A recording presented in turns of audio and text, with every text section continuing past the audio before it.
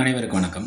2013 டெட்ல கேட்ட கணிதத்தை பத்தி பார்த்துட்டுருக்கோம். அதில அடுத்த கணக்கு என்னன்னா, 10x + 3 + 10y + 5 = 11 பெருக்கல் x + y எனில் x + y யோட மதிப்பு கேட்குறாங்க.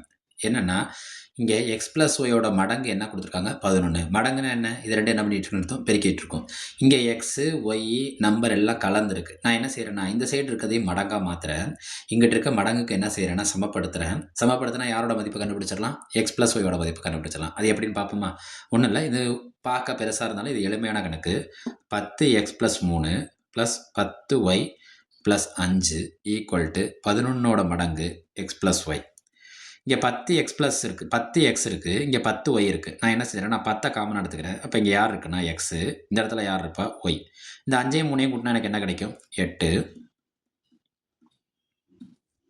நான் என்ன செய்றேன்னா, இங்க 11 மடங்கு இருக்கா? இங்க எத்தனை மடங்கு இருக்கு? 10 மடங்கு இருக்கு. நம்மள்ட்ட கேட்டிருக்கிறது என்னன்னா, x + y மட்டும் தான் கேட்குறாங்க. அதுக்கு முன்னாடி யாருமே இல்லன்னா, யார் இருக்கதா அர்த்தம்னா 1 மடங்கு. இப்ப 1 மடங்கோட மதிப்பு கேட்டிருக்காங்க. இத நான் முழுசா தோசையாவே மாத்திக்கிறேன்னு வைங்களேன். இங்க 11 தோசையோட மதிப்பு இருக்கு. இங்க எத்தனை தோசையோட மதிப்பு இருக்கு? 10 தோசையோட மதிப்பு இருக்கு. இங்க எத்தனை தோசையோட மதிப்பு கேட்குறாங்க? 1 தோசையோட மதிப்பு கேட்குறாங்க. 11 தோசையிலேருந்து 10 தோசைய கழிச்சுட்டா, எனக்கு எத்தனை தோசை கிடைச்சிரும்? 1 தோசை. அப்ப நான் என்ன செய்றேன்னா, இந்த 11 தோசையிலேருந்து இந்த 10 தோசைய அங்க கொண்டு போறேன். இங்க கூட்டல் அங்கிட்டு போனா என்ன ஆகும்னா, கழித்தல் ஆகும். 11 × x + y. இந்த ப்ளஸ் 10 இங்க போனா என்ன வந்திருக்கும்? மைனஸ். இங்க யாரு மட்டும் தான் இருப்பான்னா 8. 11 தோசையில 10 தோசை போச்சுன்னா, பாக்கி யார் இருப்பா? 1 தோசை. அப்ப அதான் விடை. விடை = 8. ஏன் விடை 8 நம்ம சொல்றோம்? இங்க என்ன கேட்டிருக்கான் நம்மள்ட்ட? x + y. இங்க முன்னாடி யாருமே இல்லன்னா யார் இருக்கதா அர்த்தம்? 1 இருக்கதா அர்த்தம். அப்ப ஒரு தோசையோட மதிப்பு என்ன? 8. அப்ப இதற்கான விடை என்ன? Option D. அடுத்த கேள்வி. பல்லுறுப்புக்கோவை கணக்கு. f(x) என்ற பல்லுறுப்புக்கோவையை 3x + 2 ஆல் வகுக்க கிடைக்கும் மீதி என்னன்னு கேட்குறாங்க. வகுத்தோம்னா என்னைக்குமே ஒரு பொருளை ஒரு நம்பரை நம்ம வகுக்கிறோம்னா அதோட ஆன்சர் என்ன வரும்னா மீதி 0வா வரும். இங்கே என்ன கொடுத்துருக்காங்கன்னா 3x + 2 ஆல் வகுக்க போகிறாங்க. அப்போ நான் என்ன செஞ்சுக்கிறேன்னா 3x + 2 எதுக்கு சமப்படுத்துகிறேன்னா 0வுக்கு சமப்படுத்துகிறேன். ஏன்னா அவங்க கேள்வி என்ன கேட்டிருக்காங்க? மீதி கேட்டிருக்காங்க. இந்த +2 இங்கே போனால் என்ன 2ஆக மாறும்? -2ஆக மாறும். மைனஸ் இருந்தால் ஒரு ப்ராக்கெட் போட்டுக்கோங்க. -2 இந்த இடத்துல 3x என்ன பண்ணிட்டு இருக்குன்னு அர்த்தம்னா பெருக்கிக்கிட்டு இருக்குன்னு அர்த்தம். பெருக்கலோட ஃப்ரெண்டு யார்? வகுத்தல். அப்போ -2 இந்த பெருக்கல் 3 அங்கிட்டு போணுச்சுன்னா என்ன 3ஆ மாறிடும்? வகுத்தல் 3ஆ மாறிடும். அப்போ இதற்கான விடை என்ன? -2/3. -2/3ங்கிறது கொடுத்துருக்க ஆப்ஷனில் யாரை குறிக்கும்? ஏவை குறிக்கும். அடுத்து 3வது கேள்வி. கீழ்கண்டவற்றில் எது பல்லுறுப்புக்கோவை அல்ல? பல்லுறுப்புக்கோவை அல்லன்னு கேட்டிருக்காங்க. ஃபர்ஸ்ட் 0 செக் பண்ணி பார்ப்போமா?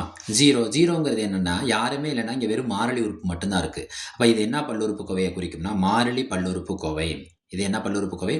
மாறிலி பல்லுறுப்புக்கோவை. இது பாருங்களேன். அடுக்க பாருங்க 3. இங்கே அடுக்கு என்ன? 2. எந்த அடுக்கு அதிகமாக இருக்கோ அந்த அடுக்கு தான் அதோட பல்லுறுப்புக்கோவையோட படின்னு சொல்லுவாங்க. இங்கே 3 இருந்துச்சுன்னா இது என்ன பல்லுறுப்புக்கோவை? முப்படி பல்லுறுப்புக்கோவை. இதோட அடுக்கு இங்கே என்ன இருக்குன்னா 1 இருக்கிறதா அர்த்தம். ஏன்னா 1 இல்லைன்னா அங்கே யார் இருக்கிறதா அர்த்தம்? 1 இருக்கிறதா அர்த்தம். இது ஒரு படி பல்லுறுப்புக்கோவை. இதோட அடுக்கு என்னவா இருக்குன்னா மைனஸ்ல இருக்கு. எந்த ஒரு பல்லுறுப்புக்கோவையின் படியும் எதுல வராதுன்னா மைனஸ்ல வராது. அப்ப இது பல்லுறுப்புக்கோவை அல்ல. அப்ப இதுக்கான விடை என்ன? Option C. அப்ப ஆப்ஷன் சில இருக்க -2xy - 2 + 3√x என்பது பல்லுறுப்புக்கோவை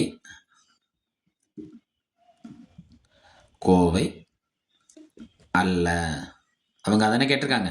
கேட்டது என்ன? எது பல்லுறுப்புக்கோவை அல்லன்னு கேட்டிருக்காங்க. இது என்னது? மாறிலி பல்லுறுப்புக்கோவை. இது முப்படி பல்லுறுப்புக்கோவை. இது ஒரு படி பல்லுறுப்புக்கோவை. இதோட படி அதாவது அடுக்கு. படிங்கிறது எதை குறிக்கும்னா அடுக்க குறிக்கும். இந்த அடுக்கு உயர்ந்தபட்ச அடுக்கு தான் அதோட படின்னு சொல்லுவாங்க. இதோட அடுக்கு என்னவா இருக்குன்னா மைனஸ்ல இருக்கு. அடுக்கு நெகட்டிவ் குறியில் இருக்காது. நெகட்டிவ் குறியில் என்ன செய்யாது? இருக்காது.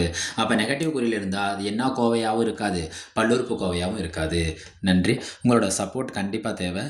உங்களோட லைக்ஸு ஷேர் பண்ணிடுங்க, சப்ஸ்கிரைப் பண்ணிடுங்க. நம்ம அரடா கணித சேனலை என்றைக்குமே சப்ஸ்கிரைப் பண்ணிக்கோங்க.